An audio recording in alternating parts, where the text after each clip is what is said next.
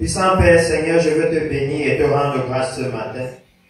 Merci éternel mon Dieu pour le magnifique conseil que tu nous as donné ce matin. Merci Seigneur pour les témoignages dans ton saint nom. Seigneur, je veux te bénir et honorer ce nom.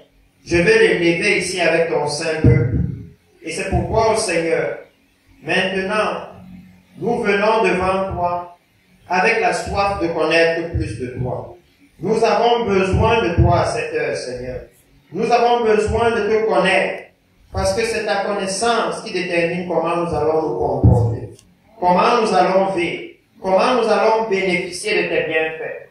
C'est pourquoi ce matin, Père, j'implore ta grâce et ta miséricorde, afin que tu puisses regarder à la soif que nous avons dans nos cœurs, et que tu puisses ouvrir ces cœurs-là disposés à recevoir ta parole, à la saisir comme une parole venant de toi, afin qu'elle puisse transformer notre être, et que comme le Messie est en train de venir, il puisse nous trouver prêts à recueillir, à hériter tes promesses que tu nous as faites dans ta sainte parole.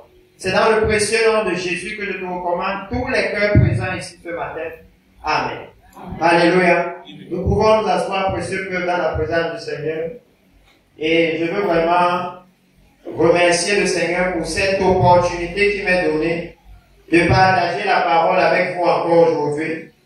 Et je veux commencer, j'ai presque failli interrompre le moment des témoignages, mais je veux commencer par partager quelques petits témoignages avec vous. C'est ce qui s'est passé maintenant. Vous pouvez voir ici, je suis arrivé ici il y a peut-être de cela 2 semaines, et j'ai partagé avec vous un décret de guérison, qui n'était même pas un décret, qui était simplement au fait venant bénir l'église. Alléluia. Et vous avez entendu comment il disait, quand je bénis l'église comme ça, les paralytiques marchent.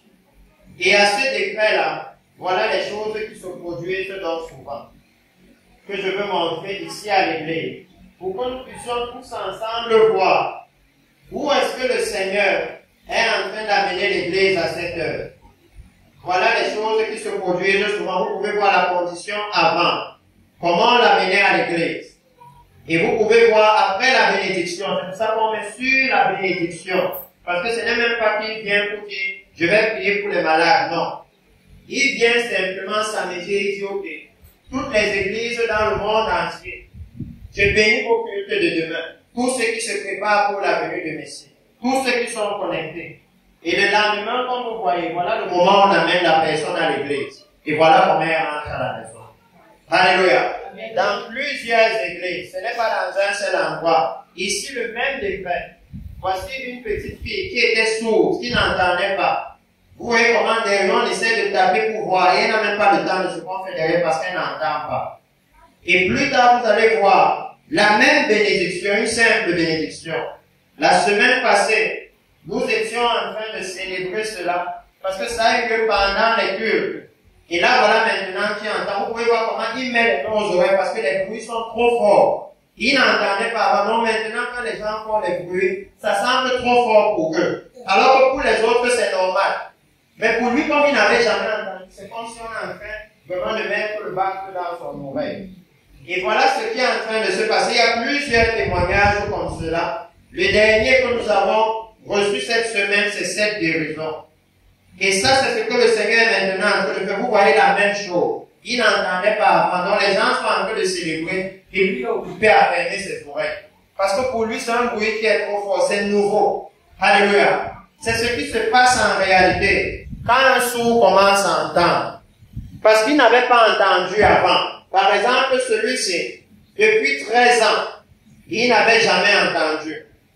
Donc lorsqu'il commence à entendre, son tympan est tellement sensé. Alléluia. Que c'est difficile pour lui de supporter les sons. Et ça, c'est ce que le Seigneur est en train de faire maintenant dans plusieurs endroits. Il y a réellement plusieurs, mais quand je viens ici, je n'ai pas souvent le temps d'en parler parce que j'ai souvent la priorité de partager un peu avec l'Église sur ce que le Seigneur est en train de faire en ce moment. Alléluia. La semaine surpassée ici, nous avons parlé un peu de ce qui est en train de se passer. J'espère que certaines personnes ont pu regarder les informations et voir tout ce dont nous avons parlé aux informations. Alléluia. Au moment où nous parlons, l'armée d'Israël est entrée à Gaza, et beaucoup de personnes disent non, ça va devenir une guerre totale, tout le monde va entrer dans la guerre. Mais la semaine surpassée, j'ai fait savoir ici à l'église que derrière tout cela, il y a un message pour nous. Alléluia. Derrière tout cela, il y a quelque chose que le Seigneur nous annonce. Il y a quelque chose que le Seigneur nous dit à nous les chrétiens. Et si nous pouvons prendre un premier enseignement, c'est que quand nous voyons la souffrance d'Israël maintenant, alors nous devons comprendre que c'est ce qui attend ceux qui se détournent de Dieu. Alléluia.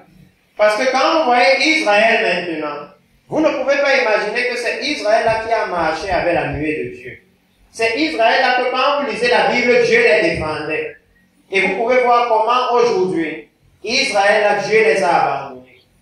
Ils sont obligés de se confier sur la technologie. Et même par l'attaque qu'ils ont subie, Dieu leur montre que même la technologie de ce monde n'est pas capable de vous défendre.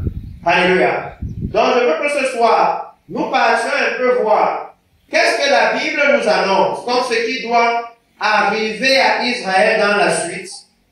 Et à partir de là, nous allons voir ce que ça veut dire pour l'Église. Et je vais parler particulièrement dans le livre de Matthieu chapitre 25 ce matin. Mais pour pouvoir introduire, parce que je souhaite toujours que nous ne prenions pas l'Évangile comme une histoire qu'on nous raconte, mais que nous sachions que c'est ce que Dieu nous demande de faire maintenant. Alléluia. Ce matin, en réalité, je veux introduire sur la sagesse de Dieu dans l'Église. Alléluia.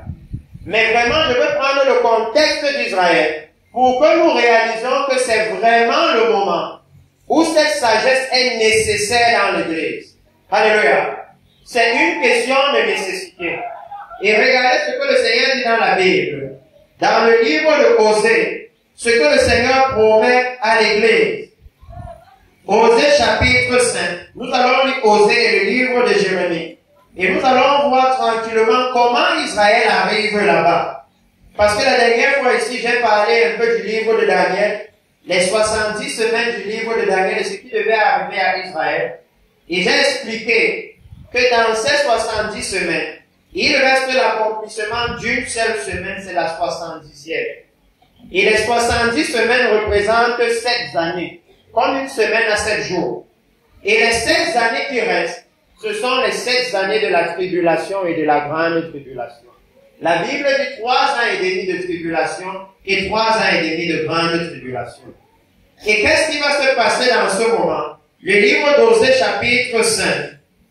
Osée chapitre 5, versets 14 et 15.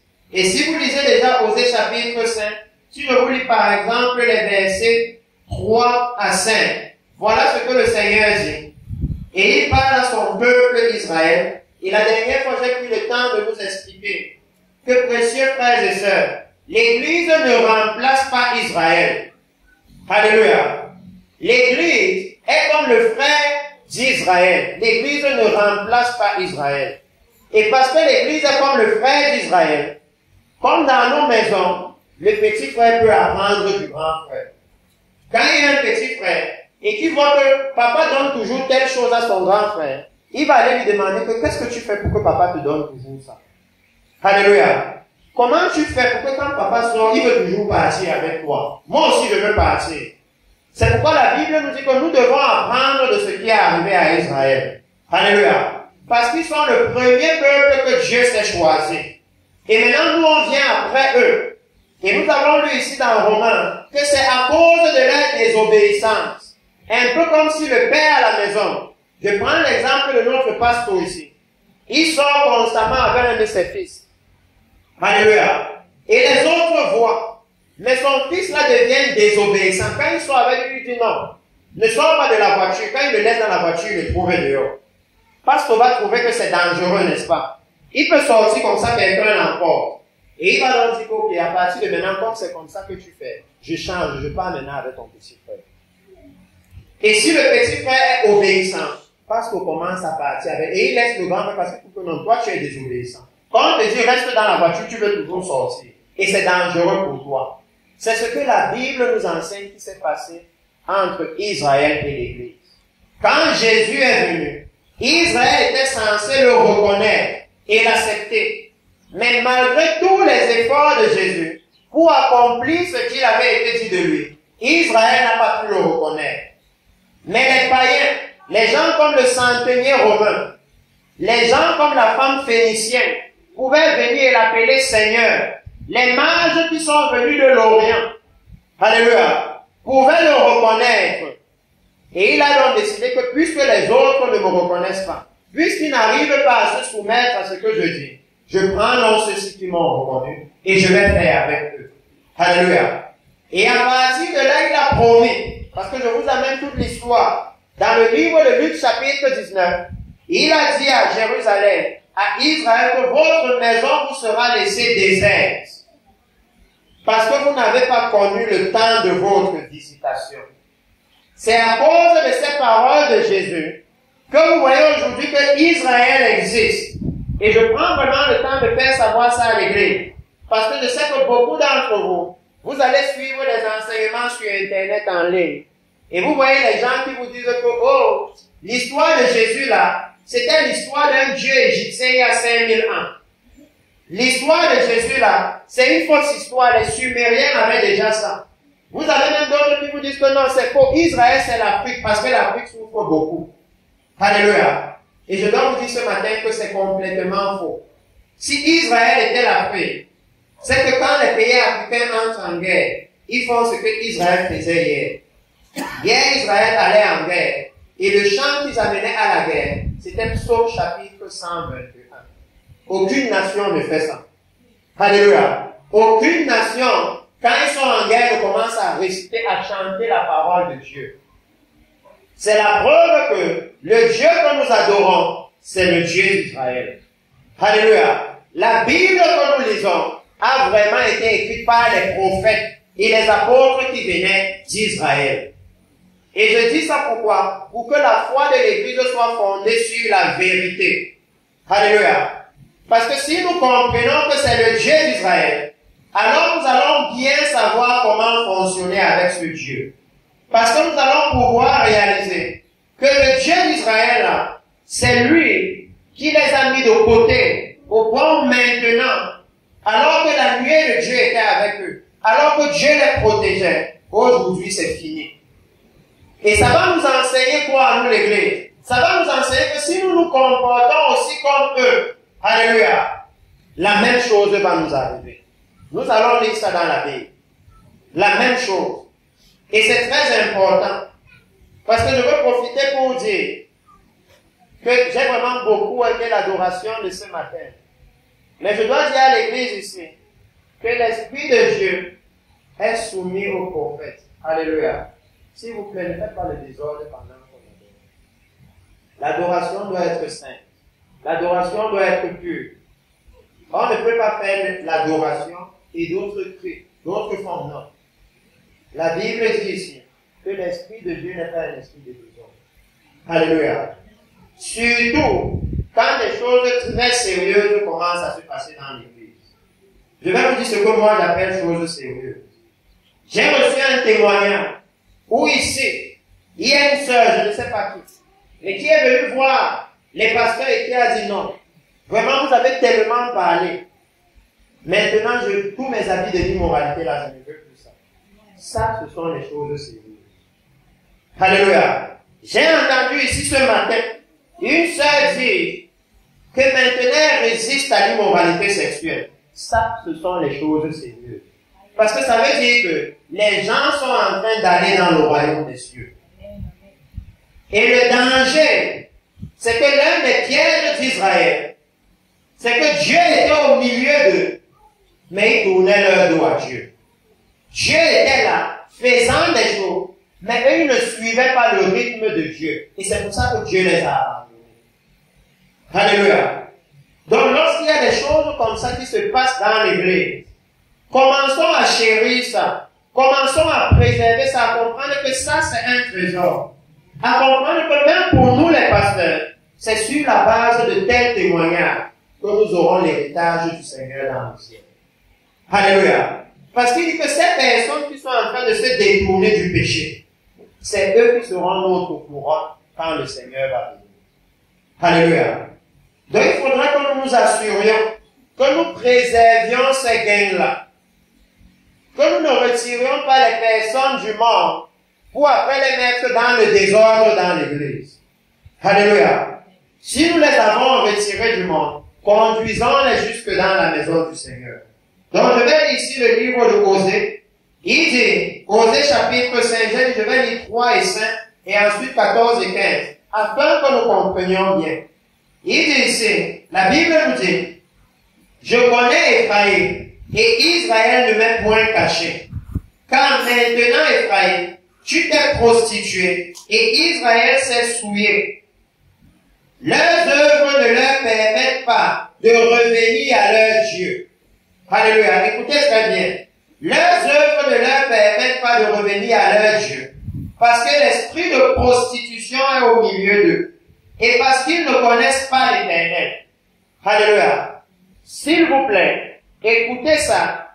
Et ceux qui ont le temps, regardez les informations à la maison. Vous allez voir que ce que Dieu dit ici est complètement vrai. Israël qui a la loi, là où il est écrit, un homme ne couchera pas avec une femme. Avec un homme comme on couche avec une femme. Israël célèbre la fête de l'homosexualité. Pourtant, c'est eux qui ont la loi là. Et lorsque j'ai compris ça, j'ai réalisé que vous pouvez être assis à l'église. Et je suis sûr que beaucoup d'entre vous, vous connaissez ces cas. Des gens que vous avez vus à l'église. Des gens que vous avez même vu prêcher.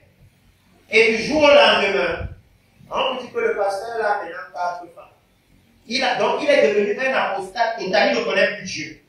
Il fait un désordre que même un païen n'a jamais vécu comme ça. Pourtant, vous dites, mais le pasteur, si on le voyait même à la télé, mais qu'est-ce qui lui est arrivé pour qu'il devienne comme ça? Alléluia. C'est tout à fait possible. Amen. C'est pour ça que quand nous avons des gains précieux, quand le Seigneur commence à nous aider à nous détourner du péché, continuons dans la voie là. Alléluia. Ne regardons pas en arrière. Ne faisons pas demi-tour. Parce qu'un jour, je vais venir, je vais vous partager une histoire ici. Là où vous allez réaliser que quand le Seigneur parle à l'église de sa venue, alléluia, l'exemple qu'il donne, qui dit que non, souvenez-vous d'une personne dans le livre de Luc. Vous savez de qui il parle? Il dit, souvenez-vous de la femme de Lot. Vous savez ce que la femme de Lot a fait? Elle s'est seulement retournée et elle a perdu le salut. Elle a seulement tourné la tête comme ça pour regarder Sodome et Gomorrhe. Et c'est fini. Elle n'est jamais entrée dans le royaume de Dieu. C'est pour ça que je disais que si nous commençons à mettre l'ordre, continuons. Alléluia. Ne regardons pas en arrière. Parce qu'on risque de devenir une statuette et ne plus avancer.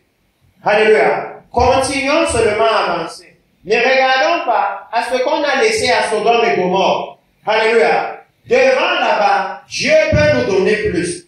En fait, il nous promet même déjà plus dans son royaume.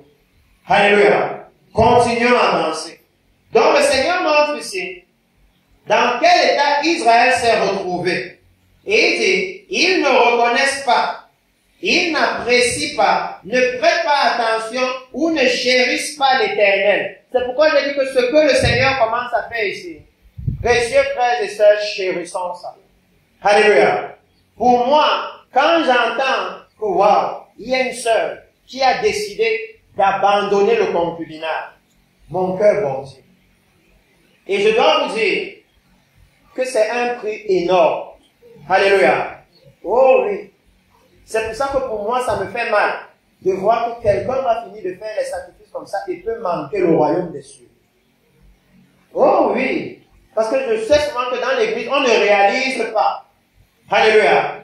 Que décider de faire un tel choix, c'est décider volontairement de souvent rester affamé. Alléluia.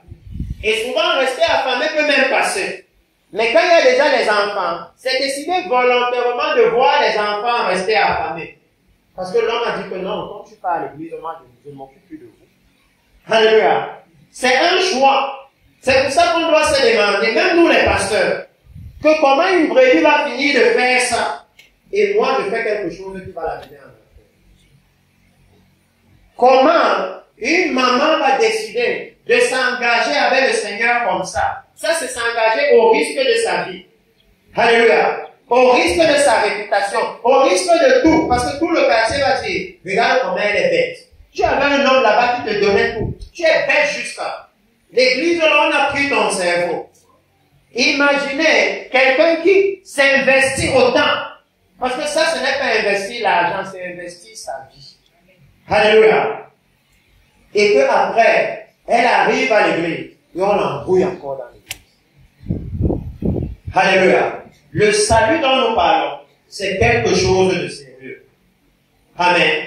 Lorsque quelqu'un décide de s'engager de cette façon, nous, les serviteurs de Dieu, nous devons tout faire, comme la Bible dit dans le livre d'Apocalypse, pour préserver ce que nous avons. Alléluia. Amen. Parce que ce sont des trésors dans l'église. C'est à ce type de personnes, si vous lisez la Bible, que Dieu regarde. Il dit, ses yeux sont sur les justes et ses oreilles sont attentives à leur vie. De ceux qui choisissent de se détourner du péché. Alléluia. Donc vous voyez ici que le Seigneur montre qu'il connaît l'état d'Israël. Et il dit, l'orgueil d'Israël témoigne contre lui. Israël et Ephraïm tomberont par leur iniquité, avec Judas aussi. Ça veut dire, le Seigneur dit que lorsque le péché arrive, lorsque l'orgueil entre dans le cœur de son peuple, ils vont finir par tomber. Alléluia. Et l'orgueil, précieux peuple, c'est la chose que nous devons combattre à tous les niveaux. C'est à cause de l'orgueil qu'on vient à l'église. Le pasteur prêche quelque chose, mais nous on fait le contraire. C'est l'orgueil. C'est qu'on estime qu'on comprend mieux que lui. Alléluia. Et si vous observez, l'orgueil rend fou. Parce que tu finis d'estimer que tu comprends mieux que lui. Et après tu viens lui demander de prier pour toi. Et tu crois que la prière là va marcher. Et quand ça ne marche pas, tu dis non, parce que là, vraiment, c'est un faux pasteur. L'orgueil aveugle complètement. C'est pour ça que le Seigneur dit, à cause de l'orgueil, ils vont tomber. L'orgueil rend aveugle. Spirituellement, on devient aveugle. Et je vous parle de ça parce que nous allons voir ça tout à l'heure avec l'église dans Romains et introduire simplement Matthieu chapitre 25.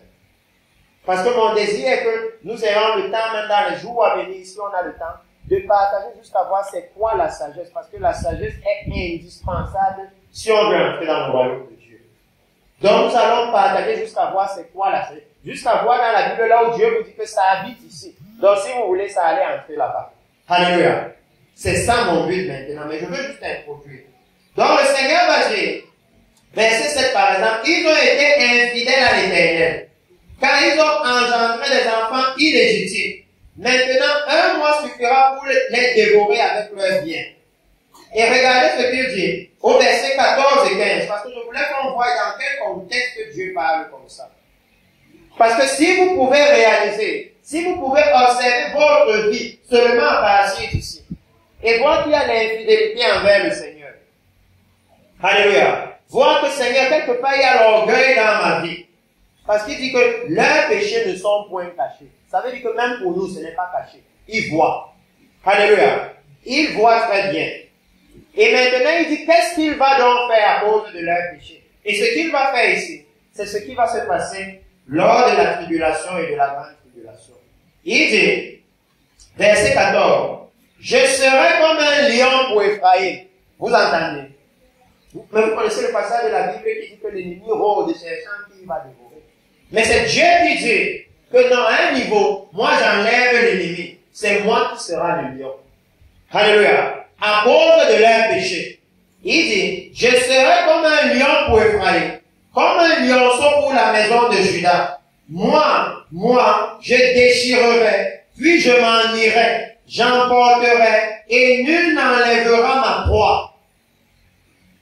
S'il dit je déchirerai puis je m'en irai, ça veut dire qu'il était d'abord venu, n'est-ce pas? Ça veut dire que Dieu était d'abord avec eux. Mais à cause de leur péché, Dieu qui devait leur faire du bien, a plutôt fait le mal. L'Église doit bien connaître Dieu afin de savoir comment l'adorer. Alléluia. Si vous voulez même marcher avec quelqu'un, si vous voulez marcher avec la sœur Léa ici, si vous la connaissez, la personne qui la connaît le mieux peut peux le mieux marcher avec elle. Parce que tu vas savoir que, non, si je suis avec la sœur Léa, je ne dois pas faire comme ça. Si je fais comme ça, on ne va pas s'entendre. Alléluia. Et à partir de là, tu peux donc t'ajuster. C'est la raison pour laquelle nous devons connaître le Seigneur. Parce que si nous ne le connaissons pas, parfois nous pouvons poser des actes qui amènent des réactions qu'on ne comprend pas. Alléluia. Simplement parce qu'on ne connaît pas le Seigneur. Ici, le Seigneur est en train de dire que quand son propre peuple pêche, alléluia, continue dans le péché, persiste dans le péché, ce n'est pas Satan qui se tourne contre eux, c'est lui-même qui devient leur ennemi. Alléluia. Est-ce que l'Église est consciente de ça? Ça, c'est le Dieu-là qui est bon. Alléluia. Parce que dans le psaume, c'est le même Dieu dont on disait, il est bon, sa miséricorde dure éternellement. Alléluia. C'est lui qui ici est en train de dire que à cause du péché d'Israël, à cause du péché de Juda, lui, il va devenir un lion contre eux. Est-ce que vous comprenez maintenant le lion de la tribu de Juda? Parce qu'on chante souvent ça, n'est-ce pas? Mais est-ce que vous avez imaginé un jour qui peut vous mordre vous-même? On chante ça dans l'église. Mais est-ce qu'un chrétien a imaginé un jour que le lion est prêt à nous mordre nous-mêmes si on chante? Est-ce qu'on a imaginé ça? Est-ce que vous connaissez dans la Bible l'histoire du jeune prophète et du vieux prophète? Comment le Seigneur envoyait le jeune prophète et il lui a dit, ne retourne pas par le chemin par lequel tu es venu. Et quand le jeune prophète est venu, vous pouvez voir que le Seigneur lui a donné l'autorité, la puissance. Il est venu et il a parlé contre l'autel de Baal. Ça s'est pendu en deux. Il est venu et le roi a tendu la main sur lui pour qu'on le mette en prison. Sa main est calée comme ça. Regardez ça, ça vous montre l'autorité que Dieu lui avait donnée. Alléluia. Dieu témoignait de lui. Mais au moment de rentrer, un vieux prophète vient et lui dit, non, moi aussi je suis prophète. Et un ange m'a parlé. C'est à cause de ça que vous allez voir Paul vous dire que même si un ange vient vous donner un autre évangile, dites rien. Alléluia. Paul prêche de la Bible parce que l'histoire est dans la Bible. Il vient lui dire, un ange m'a parlé. Viens, on part chez moi manger, tu t'assois. Et le jeune prophète va oublier le conseil de Dieu. Et il va partir. Et pendant qu'il est en train de manger avec le même vieux prophète, maintenant Dieu parle réellement par le même vieux prophète. Et il lui dit que, comme tu t'es assis là pour manger, le lion t'attend dans la forêt. C'est ça que Dieu dit ici. Que comme tu t'es assis là pour manger, maintenant tu m'as désobéi, ouvertement, alors que je viens de faire des choses puissantes avec toi. Alléluia. Le lion t'attend dans la forêt. Et je peux dire la même chose ici, à l'église, commençant par nous les serviteurs. Et regardez, Dieu est en train de faire des choses puissantes. Parce qu'il est en train de sortir les gens du péché. Donc on doit savoir que si on se détourne maintenant pour prêcher un autre évangile, le lion nous attend en route. Alléluia. Le lion nous attend en route. C'est pour ça que je dis que quand vous voyez ça se produire, pardon, réservez ça. Alléluia. Commencez à chercher. Qu'est-ce qui est en train de se passer? Comment on peut rendre ça plus grand? Ne mettez pas le désordre dedans. Parce que le lion vous attend en route. Alléluia. Dieu ici avait témoigné d'Israël publiquement. Quand la nuée de Dieu descendait, toutes les autres nations voyaient. Alléluia. Donc tout le monde savait que voici le peuple de Dieu. Donc Dieu ne pouvait pas comprendre par la suite que ouvertement Israël commence à aller dans le péché. Alléluia. C'est le mépris ouvert. Alléluia. C'est le mépris. Imaginez que quelqu'un vous nourrisse, il fasse tout pour vous, et vous vous mettez au carrefour là, vous l'insultez devant tout le quartier. C'est le mépris ouvert. Alléluia. La même personne qui vous nourrissait là, risque de devenir la personne qui va vous mettre en prison maintenant pour diffamation. Oh oui, la même personne qui vous nourrissait. C'est ce que Dieu dit ici dans la Bible. C'est pourquoi nous devons le connaître. Parce qu'il dit, je m'en irai, je reviendrai dans ma demeure. Et regardez ce que Dieu fait. Jusqu'à ce qu'il s'avoue coupable. Alléluia. Il dit que quand il quitte, c'est qu'il veut regarder. Il ne revient pas tant qu'il n'y a pas de repentance. Il dit jusqu'à ce qu'il s'avoue coupable et cherche ma face. Quand ils seront dans la détresse, ils auront recours à moi. Alléluia. Et j'ai envie de vous dire que c'est à peu près la même chose que Dieu fait avec l'Église. C'est pourquoi il vous dit qu'avant la venue du Seigneur, il y aura les guerres, les bruits de guerre, les tremblements de terre, les effusions de sang. C'est la détresse, n'est-ce pas? Maintenant, ici, vous pouvez comprendre pourquoi Dieu fait ça. Il attend que l'Église s'avoue coupable et qu'il revienne à lui. C'est pour ça qu'il fait ça. L'Église peut prendre le message ici. S'il regarde à Israël, parce qu'il nous dit que quand Dieu leur a promis ça, la preuve est devant nous aujourd'hui. Alléluia. La preuve devant nous, c'est quoi? C'est que si vous regardez Israël aujourd'hui, il n'y a plus le temple de l'Éternel, n'est-ce pas? C'est fini. Et Dieu est tellement bon. Dieu veut tellement que les gens croient. Que alors qu'on a détruit tout le temple, il y a quand même le mur des lamentations, n'est-ce pas? Qui est la preuve que le temple était ici? Qui est la preuve? Pour que la foi des hommes soit basée sur la vérité, sur les faits. Et il vous dit dans ce moment-là, il élève quoi? La raison pour laquelle Israël est tombé. Et il avertit l'église là-bas. Je veux qu'on aille là-bas, parce que la sagesse dont je veux qu'on parle, vous allez voir que c'est l'une des raisons pour laquelle Dieu va faire quelque chose qui dit ici à l'église. Le livre de Romains chapitre 11. Romains chapitre 11. Et nous allons directement aller vers le verset 25.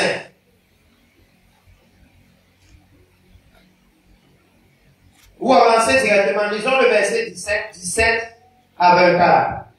Le Seigneur dit ceci, et je vais vous expliquer, je sais qu'on a déjà parlé de ça il y a 2 semaines.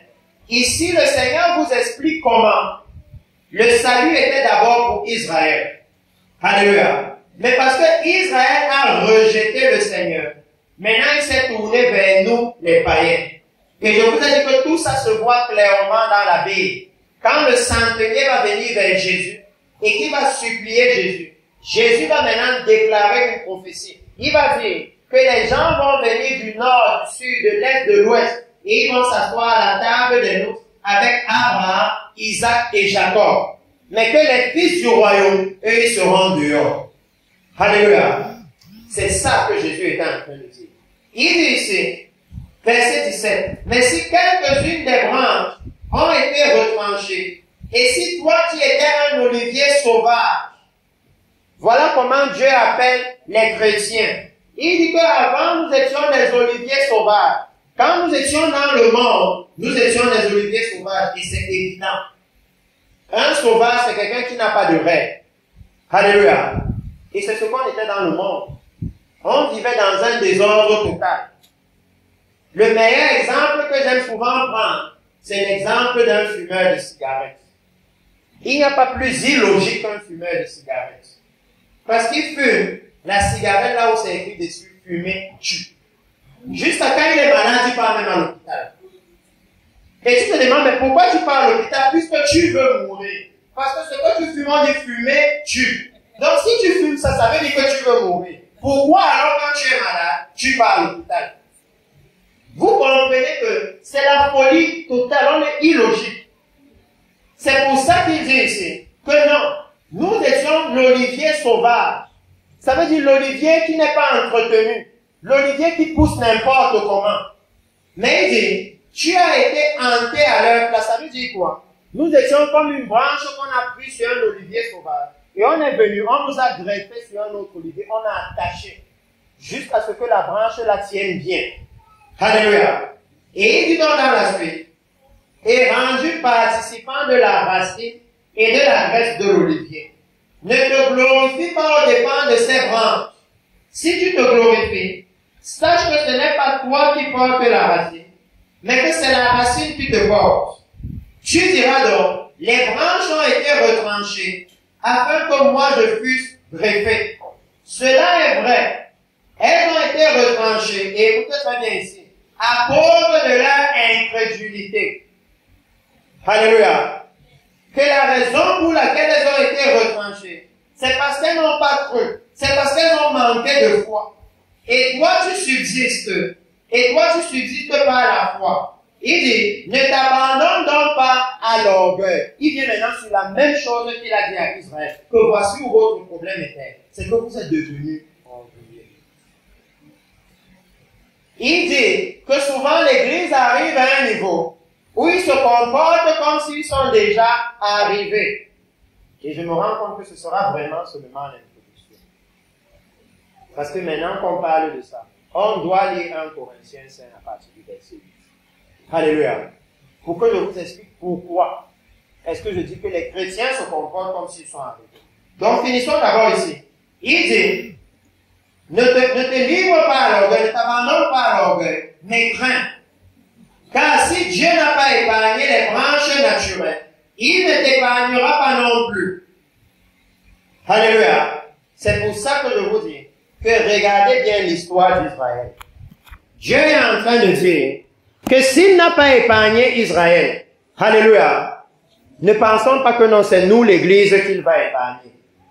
Il dit que si l'enfant qui est né dans la maison, quand il a fait une bêtise, on l'a fouetté, alléluia, ne crois pas que c'est toi l'enfant adoptif, que si tu fais, on ne va pas te fouetter. Alléluia.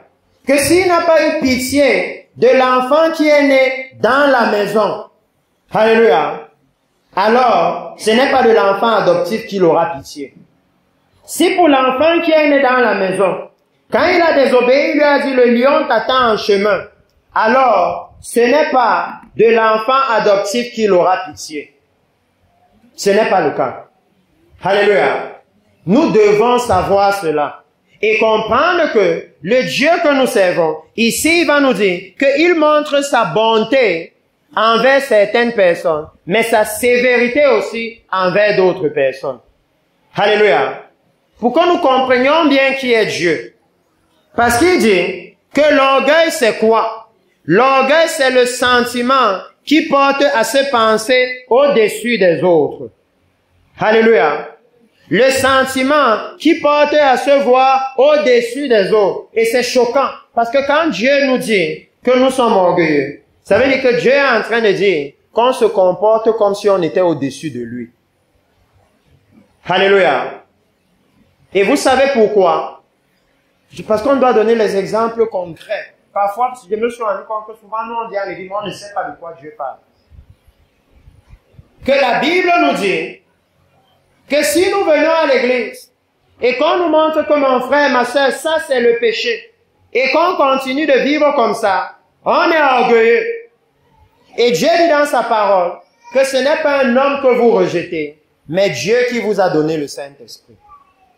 C'est pour ça qu'il dit que non, ils sont orgueilleux. Parce qu'ils entendent la parole, mais ils refusent de la mettre en pratique. Ils estiment qu'ils sont plus sages que Dieu, qu'ils connaissent mieux le chemin du royaume des cieux que lui. Et il dit ceci, elles ont été retranchées pour cause d'incrédulité. Tu subsistes à cause de la foi. Ne t'abandonne pas à l'orgueil, mais crains. Car si Dieu n'a pas épargné les branches naturelles, il ne t'épargnera pas non plus. Alléluia. Si tu es coupable de la même faute que eux. Et il dit, considère donc la bonté et la sévérité de Dieu. Sévérité envers ceux qui sont tombés, pour que toi aussi tu ne tombes pas. Et bonté envers toi, si tu demeures ferme dans cette bonté. Autrement, tu seras retranché. Alléluia. C'est pourquoi je disais ce matin que pour moi ça me gêne. Parce que je lis dans la Bible que tu peux finir de faire un magnifique témoignage comme notre sœur ici ce matin. Et après tu es retranché. Oh oui. Je lis même dans la Bible, dans le livre de Luc, que le Seigneur dit, entrez par la porte étroite. Et au moment où vous croyez que non, c'est très simple, il suffit de venir, voici la porte, on entre. Il dit, peu sont ceux qui la trouvent. Alléluia. Que peu sont ceux qui la trouvent. Que rien que trouver ça, c'est un problème. Si vous lisez dans d'autres versions, toujours même dans les mêmes évangiles, il va même vous faire savoir que certains vont essayer d'entrer par la porte là, mais ils ne pourront pas. Donc ils vont même trouver, mais entrer va les dépasser. Le salut dont nous parlons, c'est quelque chose d'extrêmement sérieux. C'est pourquoi nous devons nous assurer de le préserver. Alléluia. qu'une fois que nous avons saisi cela, avançons seulement.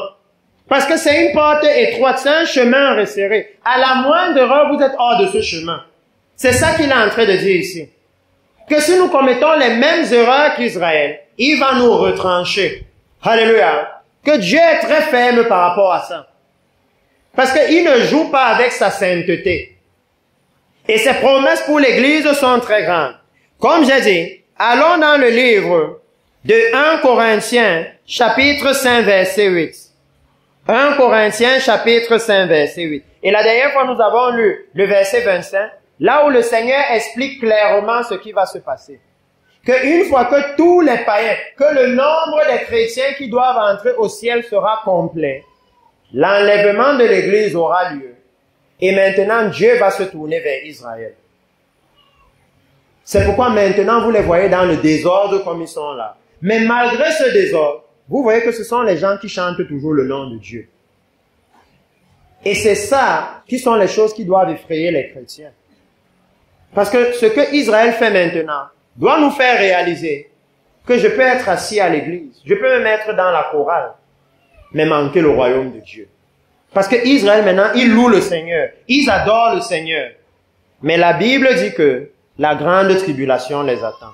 Et si vous lisez la Bible pour comprendre ce qui va arriver aux Juifs, on va commencer à craindre Dieu. Parce que si vous regardez les informations, on va vous dire qu'au moment où on parle, les Juifs sont 9 millions de personnes. Alléluia. Et quand vous lisez la Bible, vous savez ce que la Bible dit? Que 2 tiers doivent mourir. C'est dans la Bible qu'au moment où Jésus doit venir pour les sauver, 2 tiers parmi eux seront égorgés. C'est dans la Bible. Donc imaginez, c'est Dieu qui va faire ça. Ils connaissent déjà leur destin. Moi, je suis dans des groupes avec des Juifs. C'est pour ça que pour ceux qui sont dans certains groupes, ils m'envoient envoyer des choses qui se passent directement dans Israël. Ou eux-mêmes ils disent que non, les gens s'ils ne peuvent pas déterminer notre destin. On connaît notre destin, c'est déjà écrit. Sur 9 millions de personnes, si 2 tiers meurent, combien seront sauvés? 3 millions. Ça veut dire 6 millions doivent mourir. C'est déjà dans la Bible. C'est le Dieu que nous servons.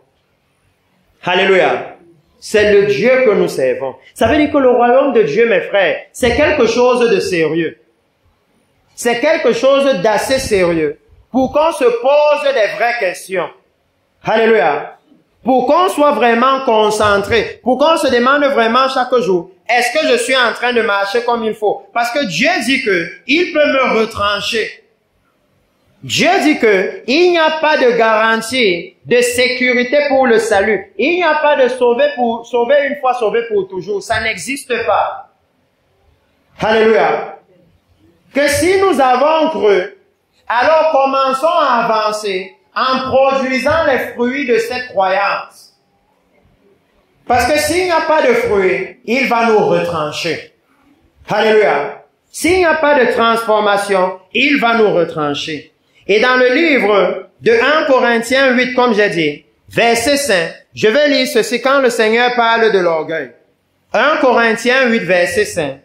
Regardez ce qu'il va leur dire. Ici dans le livre de 1 Corinthiens.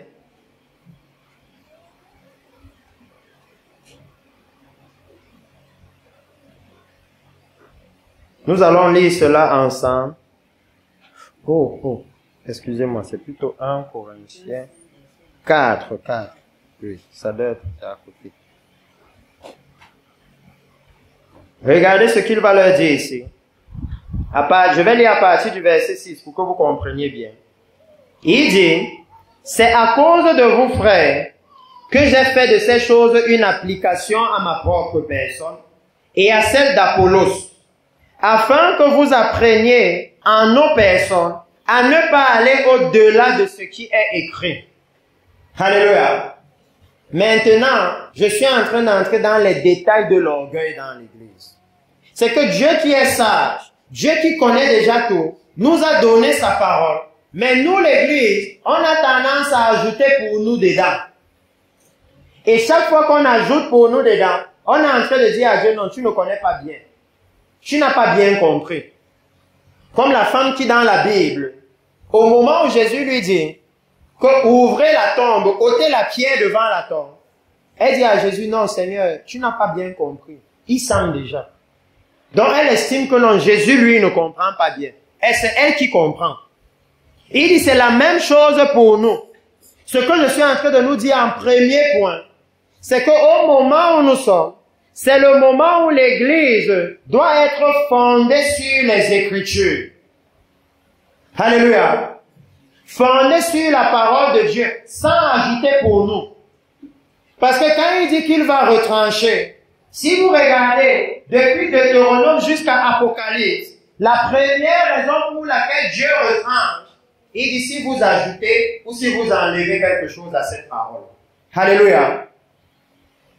C'est dans nos Bibles. Même dans Apocalypse chapitre 22, il dit celui qui va enlever ou ajouter quelque chose aux paroles de cette prophétie, moi aussi je vais retrancher de sa part à l'arbre de vie. N'est-ce pas? Donc la première des choses, c'est que nous devons maintenant fonctionner selon la parole de Dieu. Parce qu'il dit ici que non, nous, on vous a appris à ne pas aller au-delà de ce qui est écrit, à rester dans ce qui est dans la parole. Et il dit, point numéro 2, et que nul ne conçoive de l'orgueil en faveur de l'un ou de l'autre. Car qu'est-ce qui te distingue? Alléluia. Qu'as-tu que tu n'aies reçu? Et si tu l'as reçu, pourquoi te glorifies-tu comme si tu ne l'avais pas reçu? Et il dit que la deuxième chose sur laquelle il avertit l'Église, c'est l'orgueil. C'est l'orgueil. Et c'est la même chose dont Dieu, vous voyez dans le livre d'Osée que nous avons lu. Il avertit Israël pour la même chose. Dans Romains, il nous avertit pour la même chose. Que c'est le moment d'inspecter nos vies. Alléluia. Et de regarder où sont les traces de l'orgueil pour mettre ça dehors. Que aucun orgueilleux ne peut entrer dans le royaume de Dieu. C'est impossible. C'est l'orgueil. Et il va nous donner les manifestations. Verset 8. Il donne les manifestations de l'orgueil dans l'Église. Et vous allez me dire, si vous voyez les chrétiens comme ça aujourd'hui, il dit, déjà vous êtes rassasiés, déjà vous êtes riches, sans nous vous avez commencé à régner. Puissiez-vous régner, en effet, afin que nous aussi, nous régnions avec vous. Est-ce que vous comprenez ce qu'il veut dire ici? Je dois vous dire, moi-même j'ai mis du temps à comprendre ce que cette parole veut dire. Pourquoi? Parce que la Bible dit qu'au son de la trompette, à la voix de l'archange, les morts en Christ vont ressusciter et qu'on sera enlevé avec eux. Et on va commencer à régner avec Christ. Mais ici, il dit que l'Église estime qu'il règne déjà, mais qu'il règne sans les apôtres. Et au moment où on parle, les morts en Christ, ce sont les apôtres. Alléluia. Ils sont déjà morts, ils doivent être ressuscités avec nous. Mais comment il dit alors qu'on règne déjà sans eux? Il est en train de réprimander l'Église. Il est en train de dire que quand on regarde la vie des chrétiens à cette heure-ci, les chrétiens vivent comme s'ils sont déjà au ciel. C'est pour ça qu'ils ont l'évangile de sauver une fois, sauvé pour toujours. Ils vivent comme s'ils sont déjà arrivés. Ils ne se méfient plus du péché. Ils ont oublié que la Bible dit que la chair a des désirs opposés à ceux de l'esprit. Donc ils sont en train de satisfaire tous les désirs de la chair et de jouir de la vie tranquillement, comme s'ils sont déjà arrivés au ciel. C'est ce qu'il est en train de leur dire. Que quand vous regardez l'Église aujourd'hui, on a beau dire aux chrétiens, non, ça c'est le mensonge, ça c'est l'immoralité. Quand tu fais comme ça, c'est le péché. Vous ne les voyez même pas s'asseoir à la maison et se poser la question, est-ce que c'est vraiment le mensonge? Ça ne leur dit rien. Ils estiment que comme je pars à l'église tous les dimanches et que je donne la 10 000 offrandes, je suis déjà au ciel. C'est pour ça qu'il faut qu'on sache que Israël donnait la 10 000 offrandes. Même Jésus témoigne de ça, non? Mais Dieu les a retranchés. Alléluia. Et Dieu les a retranchés à cause de l'orgueil. Le même orgueil que Dieu décrit ici. Quand Jean-Baptiste est venu, il a réprimandé Israël à cause de ça. Et lui aussi, il les a dit que Dieu va vous retrancher. C'est la même chose qu'il leur a dit. Quand il est venu, il leur a dit, race de vipères, qui vous a appris à fuir la colère à venir? produisez donc des fruits dignes de la repentance. Et ne dites pas en vous-même, nous sommes les fils d'Abraham. Voilà l'orgueil qu'ils avaient. C'est la même chose dans l'Église aujourd'hui. Les chrétiens sont devenus orgueilleux parce qu'ils estiment que c'est eux qui ont la bonne religion. Comme ils ont la bonne religion, c'est eux qui seront sauvés. Si vous lisez la Bible, Israël était devenu orgueilleux à cause de beaucoup de choses. Ils étaient orgueilleux parce que c'est eux qui avaient les prophètes. C'est eux qui avaient les oracles de Dieu. C'est eux qui avaient la loi de Dieu. C'est eux qui avaient le temple de Dieu. Je veux que ce matin, nous puissions nous demander, qu'est-ce qui nous rend orgueilleux? Alléluia. Est-ce que l'orgueil, c'est parce qu'on a la grâce de Dieu et qu'on dit non, moi je vais à l'église tous les dimanches? Est-ce qu'on devient orgueilleux parce qu'on se dit, oh non, moi je donne ma dîme chaque jour? Jésus nous a donné tellement d'exemples. Vous connaissez la parabole du publicain et du pharisien. Comment le publicain lui disait, Seigneur, sois apaisé envers moi. Il était dans la repentance. Il s'humiliait. Et le pharisien lui disait, oh non, moi je donne ma dîme chaque jour. Je jeûne constamment. Il était orgueilleux. Alléluia. Qu'est-ce qui va bloquer l'église d'entrer? Parce qu'avec les informations que vous voyez à la télé, nous sommes très proches de la venue de l'Antéchrist. En passant, chaque fois que je viens, j'amène toujours des petites choses parce qu'on n'a pas le temps de faire un enseignement sur telle chose. La Bible nous dit que l'Antéchrist ne va se manifester qu'à son temps. Alléluia. Et je peux vous donner un indice de comment l'Antéchrist va se manifester. Lorsque vous allez voir quelqu'un qui vient de l'Europe signer le traité de paix, vous voyez la guerre qu'il y a maintenant, non? Qui va signer le traité de paix? Qui va faire que Israël, tout le territoire est donné à Israël? L'Antéchrist est déjà là. Parce que dans le livre de Daniel, la Bible dit qu'il va signer un faux traité avec plusieurs. Donc la Bible vous dit comment il va se manifester. Qu'est-ce qui va se passer qui vous montre que voici l'Antéchrist? Et je dois vous dire que l'Église doit savoir ça. Parce que sinon vous allez voir ça à la télé. Comme vous voyez la guerre maintenant. Ne sachant pas que comme vous voyez ça là, ça veut dire que l'Église est partie et vous êtes restés. Donc l'Église doit savoir ça. C'est ça qui vous permet d'avoir l'horloge. C'est pourquoi il y a 2 semaines, je vous ai dit que Israël est l'horloge.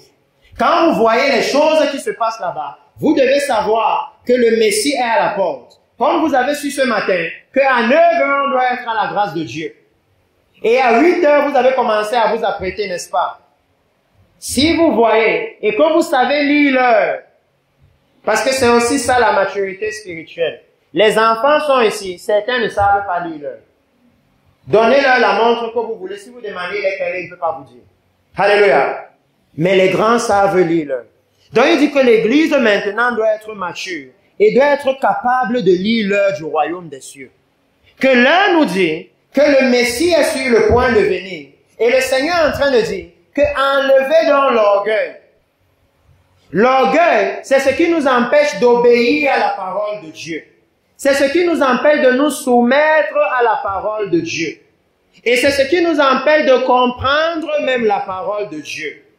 Parce que l'orgueil aveugle. Ça fait qu'on ne voit plus. Et il dit ici que eux, les Corinthiens, et vous savez, si vous lisez un Corinthien, vous avez le contexte.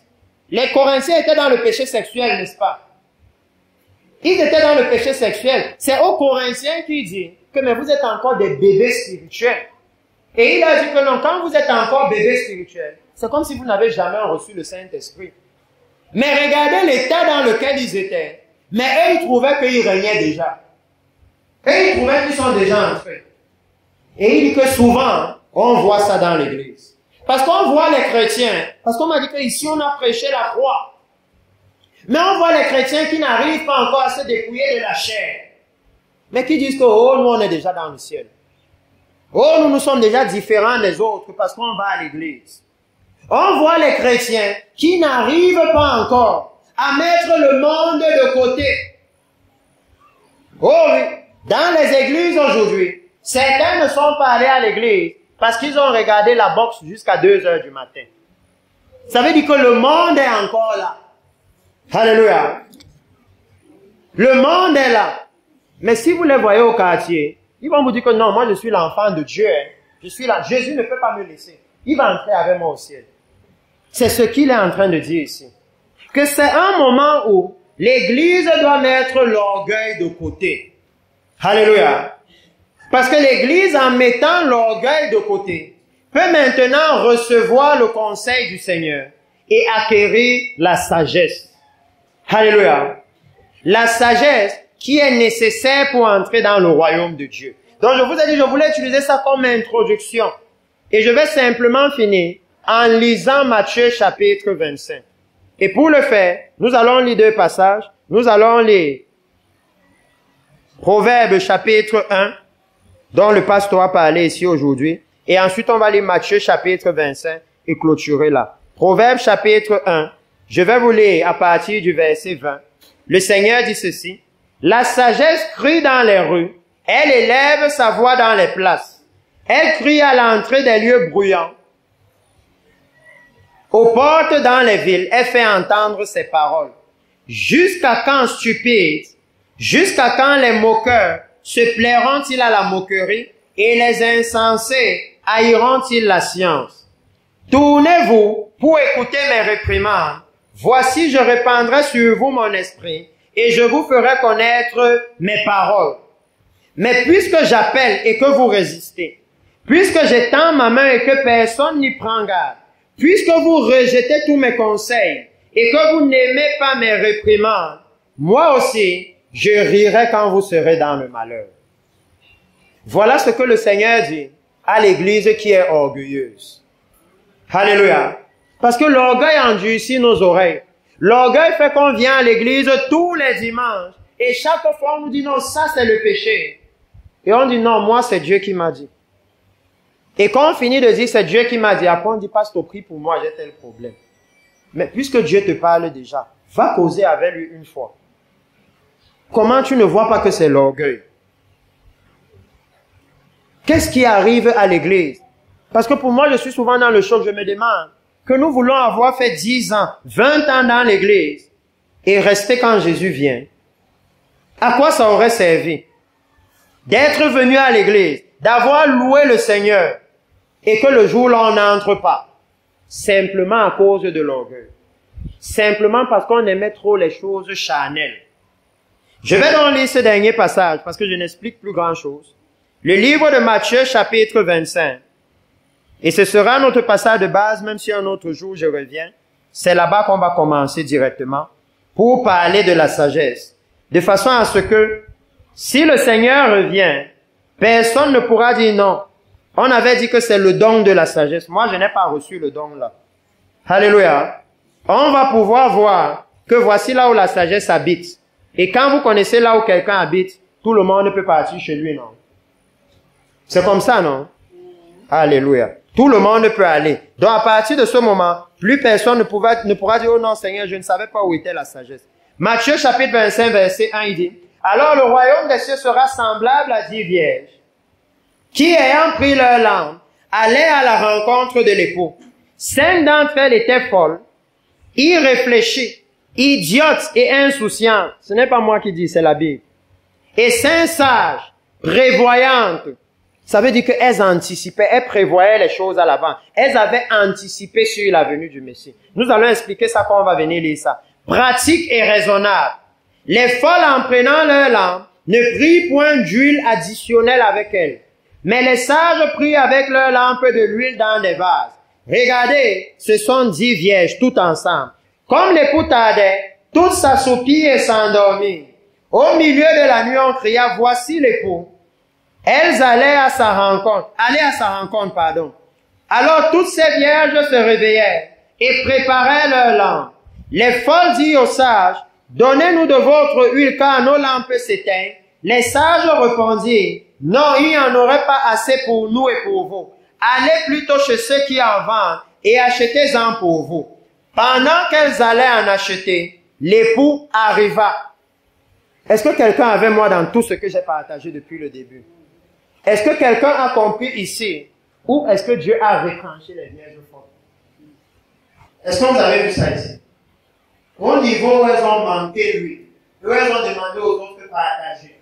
Parce qu'il a dit là-bas que nous, l'église, on a été greffés à l'olivier. Et on profite maintenant de la graisse de l'olivier. Mais maintenant, elles ont manqué d'huile. Ça veut dire qu'elles ont été retranchées. Elles ne profitaient plus de la graisse de l'olivier. Alléluia. Voilà là où le Seigneur les a retranchées. Donc faisons attention, parce que souvent, on peut être assis dans l'église et il nous a déjà retranchés. Il n'y a plus l'huile dans les vases. Et le problème, là où je veux m'arrêter ce soir, c'est que l'huile pour préparer la venue du Messie ne se partage pas. Alléluia. C'est ça que Dieu enseigne ici. Ça ne se partage pas. Le pasteur peut nous prêcher des choses. Il peut nous dire des choses. Alléluia. Mais il dit que les vierges sages étaient pratiques. Alléluia. Ça veut dire que il ne peut pas pratiquer ça pour vous. Alléluia. Il ne peut pas. Donc je suis venu aujourd'hui pour vraiment nous amener cet avertissement. Que précieux peuple, l'heure est déjà avancée. Alléluia. Voici le moment où le Seigneur élève la sagesse dans l'église. Et quand nous allons commencer à partager là-dedans dans les jours à venir, que je ne sais pas quand, vous allez voir que dans Corinthiens, il dit que la sagesse du royaume des cieux, c'est complètement différent de la sagesse du monde. Alléluia. Donc, assurons-nous dans ce temps-ci que nous avons cette sagesse. Parce que la Bible nous dit que quand l'époux va arriver, celle qui était prête entrait. Alléluia. Et celle qui était prête, c'est celle qui avait la sagesse du royaume des cieux. Alléluia. Donc ce matin, nous pouvons observer nos vies.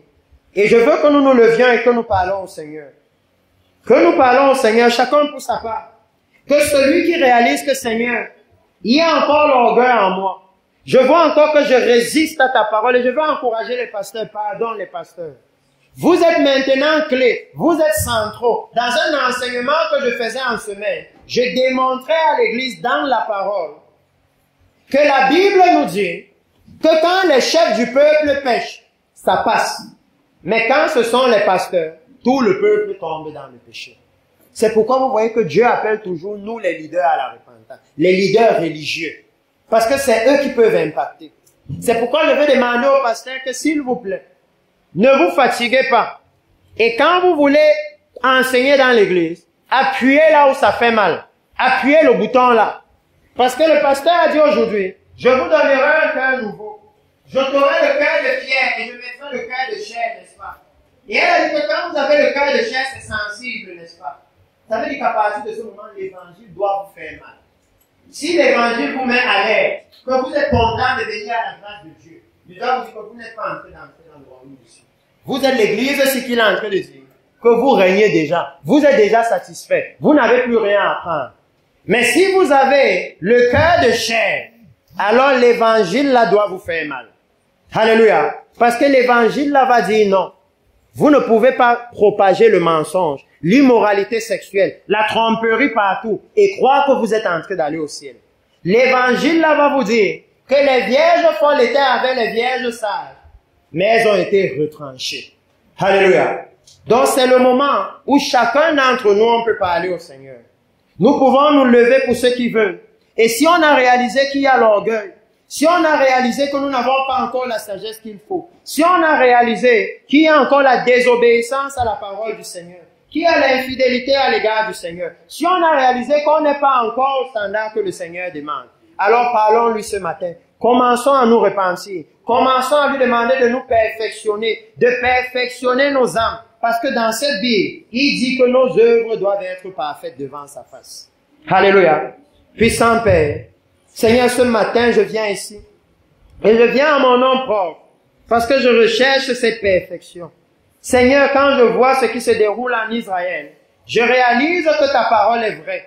Et que tes promesses sont réelles, Seigneur. Tu es vraiment le Dieu qui a porté, gardé et préservé ce peuple. Et tu l'as gardé jusqu'aujourd'hui afin qu'il serve de témoignage que tu existes. Père éternel, mon Dieu, je me repens de toute forme d'orgueil dans ma vie. Je me repens de chaque fois que j'ai endurci mon oreille à ta parole. Je me repens, éternel, mon Dieu, de mon manque de sagesse. De chaque fois que je ne t'ai pas servi dans la perfection. De chaque fois que je ne me suis pas soumis à tes instructions. De chaque fois, éternel, mon Dieu, que j'ai voulu me comparer à toi, en égalant mes pensées à tes pensées, en égalant ma parole à ta parole. Ô Éternel, mon Dieu, Seigneur, ce matin, je viens implorer ta grâce et ta miséricorde, parce que je reconnais mes infidélités, je reconnais mes torts, je reconnais, Éternel, mon Dieu, que je ne t'ai pas cherché de tout mon cœur. Je reconnais ce matin, ô Seigneur, que toi tu es très saint et que le péché demeure dans ma chair. C'est pourquoi j'implore ta grâce et ta miséricorde, afin que tu me pardonnes, Seigneur. Lave-moi dans le sang précieux de Jésus. Purifie-moi, Éternel, mon Dieu, de toute souillure. Et aide-moi par ton Saint-Esprit, afin que je puisse résister à l'orgueil de ce monde, à l'orgueil de cette vie, et que je puisse pleinement me soumettre à ta parole, pleinement me soumettre à ta volonté, afin qu'au moment où tu viendras, Seigneur, que je ne sois pas de ceux-là que tu auras retranchés, mais plutôt de ceux-là que tu auras admis dans ton grenier céleste, dans ton royaume éternel, avec le Seigneur Jésus-Christ. C'est dans le nom puissant de Jésus que je te prie, Seigneur. Amen. Alléluia. Pendant que nous sommes debout, s'il vous plaît, permettez-moi de prier pour vous. Puissant Père, Seigneur, je veux te bénir et te rendre grâce pour ces précieuses âmes ici. Père, je te remercie de l'œuvre glorieuse de sanctification que tu es en train d'accomplir en ce lieu. Je te rends grâce pour cela.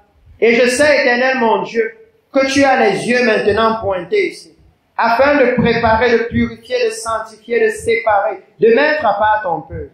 Père, tu as entendu ce matin ceux-là qui ont voulu te parler du fond de leur cœur, ceux-là qui ont besoin de toi, ceux-là qui nécessitent ton aide, ton toucher, afin d'être semblables à toi lorsque tu viendras. Je te demande, ô Éternel mon Dieu, d'étendre ta main de grâce ce matin et de les laver dans le sang précieux de Jésus. Seigneur, purifie-les tous, sanctifie-les et remplis-les de ton Saint-Esprit, afin que dans leur vie soit vu le témoignage de la sainteté, le témoignage de la justice. Seigneur, donne-leur, lui, l'onction de cette heure, qui leur va leur donner la révélation profonde de ta parole. Donne-leur, Éternel mon Dieu, la capacité, comme les vierges sages ici, de dire non au péché, de dire non au mélange.